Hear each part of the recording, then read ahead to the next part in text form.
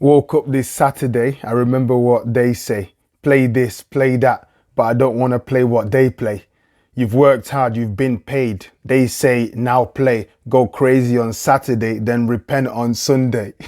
No way.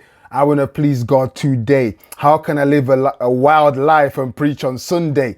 It's a holy calling. It's a privilege to hold the mic. I represent God. I can't just do what I like. I can't just go anywhere. I can't just do what I want to do. My life is a living sacrifice. I do what God tells me to. In love, in faith, in purity, I should set an example. Others can dip into sexual sin, but I can't sample. It's a narrow road life, this pure path I chose. I have to control my eyes. I have to control my nose. I have to protect my mind. What I watch, read, or listen to is what I will think.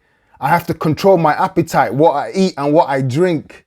The Christian life is narrow, but the pure path is worth it in the end. Continue walking in purity. Don't follow the trends on weekends.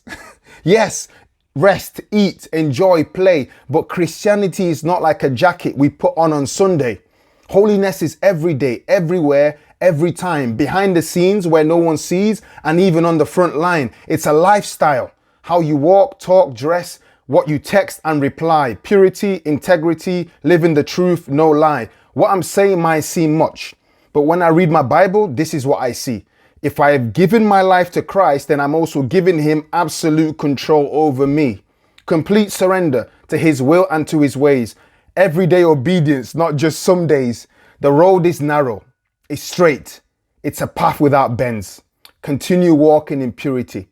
Don't give up, my friends. And have a good weekend. God bless.